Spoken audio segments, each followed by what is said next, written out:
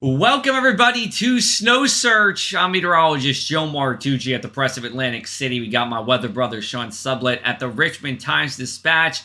Let's get the lead out first, Sean. This is probably going to be our last snow search of the winter. Yes. However one wants to define winter. It's meteorological winter. It's astronomical winter. What's the other one you said? Solar season? Solar, whatever winter you want, this might be the last hurrah. Yeah, it probably will be. Like we do every week, we're searching for winter cold and storms for the following week. But by the time we get to next week, we're going to be in April some of those days, and it just doesn't look like we're going to see much snow that far out. If we do, Sean will be back with the video. But anyway, we appreciate everyone tuning in over the past couple of months. We hope next winter we will actually have some more to talk about. But that being said, Sean, we have to have more to talk about compared to this winter, right? Yes, I think the bar is low here. We do have one period of time that we're going to talk about, Sean. And, when it comes to snow, just because it's late March doesn't mean it's too late for some of our bigger events. Right. As we like to say, the window is closing, but it's not shut just yet, but it's getting smaller and smaller and smaller. For locations to get a big snow, let's say 6 inches or more, after about St. Patrick's Day, let's say March 19th, because this is where the numbers kind of feel a little bit better. But even in Greensboro, North Carolina, it's happened before, a 6-inch storm. But obviously, it's going to be more common as you go a little farther inland and a little farther north. Bristol, Charlottesville, each happening 4 times. And even in Richmond and Roanoke, again, the period of record goes back to the late 19th century. So it does happen. Every time I talk about this, Joe, somebody in Richmond reminds me, it snowed in April, which is absolutely true. I mean, in terms of accumulating snow, like once. So, yeah. It does happen. It is not without precedent. But as you said, man, it is tough. It is getting tougher all the time. Yeah, that sun, especially next week, we have the spring equinox. Your sun next week is as strong as like the last full week of September. And I've burned in September before, Sean. I don't know if you have, but I certainly have. So, yes, I'll be there one day as well, I'm sure. All hats all the time. Yes, hats all the time. I'll take you through our upper level pattern. We're just going to focus in on the one time period that we can see some snow, and that's going to be March 21st to the 23rd. We're looking at the 22nd now. Smack dab in the middle of it, we have a little bit of blocking going on. In other words, we have a high pressure to our north, and that's going to help to slow down a low pressure system that will come out of the southeastern United States. What it can also do is also provide some cold air, reinforce some cold air into the mid-Atlantic. Now, ultimately, this is going to come down to what the track of the storm is. I know it sounds cliche. Every meteorologist says it, but it's just the facts. If this thing crawls up the Appalachian Mountains, we're on the east side of the storm, we're on the warmer side of the storm. Vice versa, if it goes offshore, yeah, you can drag in some cooler air. We're recording this on March 13th, Sean, and yeah, we're seeing some snow in a kind of a similar setup, not in the mid-Atlantic, but in the Northeast, even in the northern part of Jersey, we're seeing some of that. I was saying about it's the ABCs of the Northeast, the Adirondacks, the Berkshires, and the Catskills. They're going to get absolutely drilled Tuesday and Wednesday. But, to your point here about the pattern here still up on the screen, we talk a lot about the elements being on the table.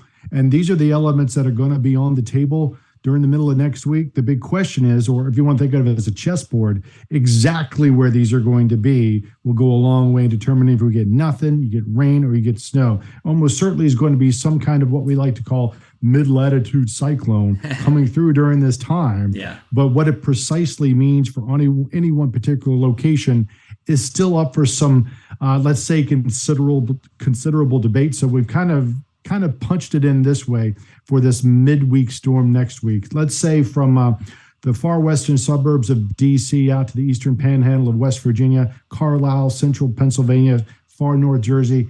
It'll be cold enough if the storm can get close enough. The issue here is that the storm might not track far enough north.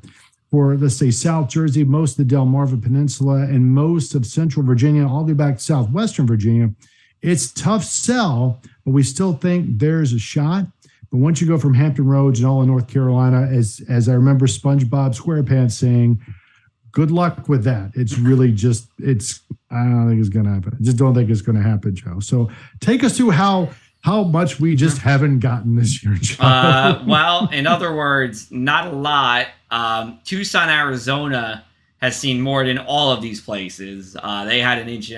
And actually, if you listen to our Across the Sky podcast, speaking of Tucson, Arizona, Sean, we have Dr. Teresa Crimmins, who is based in Tucson, talking about the early spring in the east and the late snow out west by her, or late spring, I should say, out west by her in Tucson. But yeah, I mean, we've only seen a trace so far in Greensboro. Richmond, Sean, you've seen a couple of flakes, but nothing sticking. Atlantic City International Airport, that's just inland from the coast. We saw 0.3 of an inch. Culpeper and Bristol are the big winners. Ding, ding, ding, ding, ding, with 0.6 inches. We found a few of the more rural locations between Roanoke and Lynchburg in that Piedmont area of Virginia that did upwards of 1 inch in a freaky little event on the 2nd of February. But again, the exception rather than the rule for most locations in the eastern U.S., it has been a snow drought. And that Roanoke number was just on Sunday morning, this yesterday morning, considering when we're recording this. So they almost went the entire season without measurable snow. Just an amazing winter for how warm and how dry it's been. So take us to the final wrap here, Joe. Yeah, let's do it, Sean. So we're coming in cold, and we actually didn't talk about this, but we are going to stay chilly as we go into next week. Most days are going to be at or below average. Mm-hmm. Our best chance is some kind of snow if you're in, let's say where I am in New Jersey, or even in Roanoke, in parts of Charlottesville, Virginia, further inland. Best chance is going to be around the 22nd based around the storm there. There will be something. It's just, what are we going to see? We do have some hope, snow lovers, that there will be some snow in this inland here. And then this might be the last chance. Sean, you brought up in our emails, we were going back and forth. We are eyeing something at the, I believe it's the beginning of the following week, Sean. Yeah, there's one, what we like to call a northern branch feature. Sometimes these are called Alberta Clippers. Something that does not look like it's going to have a lot of oomph from the Gulf of Mexico. But because the weather pattern favors cold, abnormal cold, almost through the end of this month, we just can't shut it all down just yet. As we said at the outset, it has snowed in April. And considering how much colder than average this pattern has been and how it's expected to be and recur for these next couple of weeks, it might be the last chance, but we just won't say it is the last chance just yet. Yeah, and like we said, we believe this is going to be our last snow search, but if we do strongly believe that the following week, so that's the week of the 26th, there will be something, we'll come back to you. We'll be back. So maybe you get a bonus episode. That's right, a freebie. A freebie here. Sean, for the last time, tell us what you're searching for, what you've been searching for over the past week, weather or otherwise. I'm searching to put together a good tournament bracket. That's where it is right now. I've got to put together a good tournament bracket because Joe here is put together a little thing for the company. I did. So I gotta see if I can beat my weather brother there in the tournament. Yeah, and I'll piggyback off of Sean there. Yes, I am the bracket guy at the company, but I'm also the Rutgers guy at the company, and I'm searching for how many fans will be in the stands during the first round of the NIT. Rutgers, Sean, is a 1 seed in the NIT. It was, about what you would expect season if you took it from the 35,000 foot view here. But man, I mean, there's really no one to blame but, Rutgers here. There were some bad losses, some amazing wins, great effort by all the guys on the team, but man, I mean, I've never been snubbed before, and now I've been snubbed from an NCAA bracket bid. Well, baseball season will be here soon. There we go. And I will be in Sarasota, Florida this week, Sean, watching the Baltimore Orioles in spring training. Temperatures are going to be around 80 degrees in Sarasota for highs on Thursday and Friday. And then it rains on Saturday. Not here. So, anyway, Sean, let's thank everybody for watching over the past couple of months. Especially considering we haven't had that much. We're going to do these again next year, clean it up, make it sharp so we can follow along with us when we look for these big things. And the other thing we want to do once we get into tropical season, Joe, is do a very similar tropical outlook, especially as we get into July and August, the real teeth of the tropical season.